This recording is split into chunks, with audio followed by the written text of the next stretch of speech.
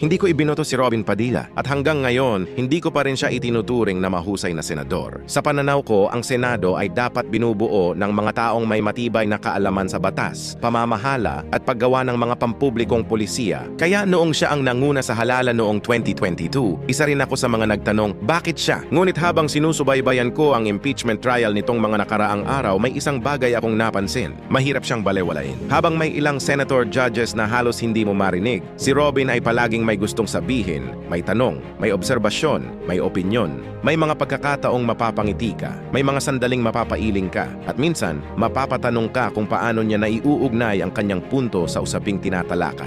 Pero isang bagay ang hindi maikakaila. Hindi siya natatakot magsalita at hindi maliit na bagay iyon. Isipin mo, buong bansa ang nakatutok. Maging ang ibang bahagi ng mundo ay nanonood.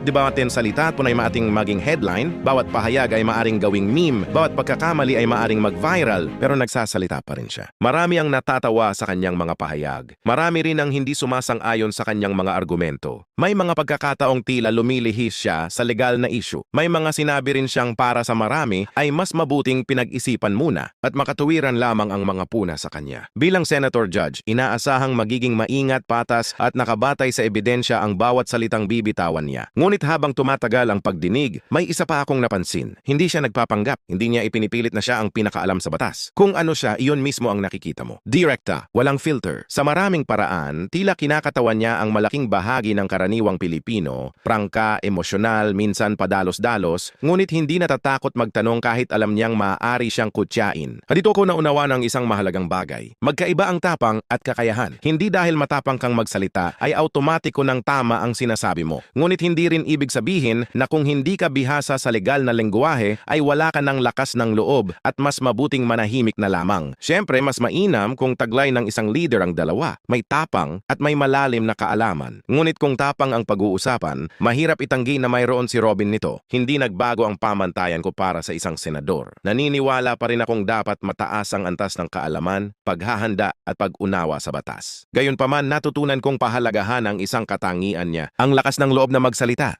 Sa panahong maraming opisyal ang tila laging scripted at takot magkamali, pinipili niyang sabihin ang nasa isip niya kahit pa siya ang maging sentro ng batikos. Hindi iyon sapat upang sabihin kung mahusay na siyang senador. Ngunit sapat iyon upang kilalanin na mayroon siyang isang katangiang hindi basta-basta maaaring maliitin. Mahal mo man siya o hindi, sang-ayon ka man o tutol sa kanya, isang bagay ang malinaw. Kapag nagsasalita si Robin Padilla sa impeachment trial, nakikinig ang lahat.